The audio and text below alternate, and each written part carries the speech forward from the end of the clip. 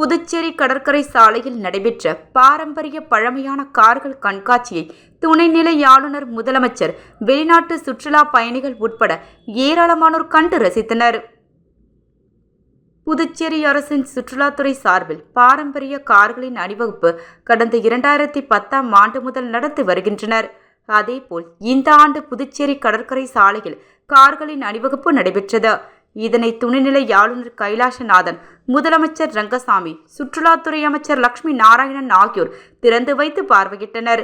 இதில் 1927ஆம் ஆண்டு ஆஸ்டின், 1933 டார்ச்சன், 1935 Morris, 1936 Jaguar, 1946 Citroen, 1947 Singer, 1966 VW Beetle, 1967 பேட் முஸ்டாக், மோரிஸ் மைனர் 1000, 1954 பென்ஸ் உள்ளிட்ட பாரம்பரிய கார்களும் 5க்கும் மேற்பட்ட பாரம்பரிய பைக்குகளும் இடம்பெற்றன.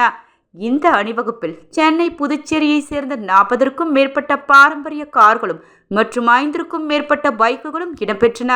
அந்த கார்களின் உரிமையாளர், தயாரிக்கப்பட்ட ஆண்டு போன்ற விவரங்கள் காரின் முகப்பில் வைக்கப்பட்டிருந்தன. இந்த கார்கள் அனைத்தும் கடற்கரை சாலையில் அணிவகுத்து நிறுத்தி வைக்கப்பட்டிருந்தது. கடற்கரையில் அணிவகுத்த பழமையான கார்களை கடற்கரைக்கு வந்திருந்த வெளிநாட்டு சுற்றுலா பயணிகளும் பொதுமக்களும் ஆர்வத்துடன் கண்டு ரசித்தனர். மேலும் அவர்கள் அந்த கார்களின் அருகில் நின்றும் தங்கள் குழந்தைகளை அமர வைத்தும் செல்ஃபி மற்றும் புகைப்படம் எடுத்து உற்சாகமடைந்தனர். மேலும் பலர் பாரம்பரிய கார்களை கண்டு வியப்படைந்தனர்.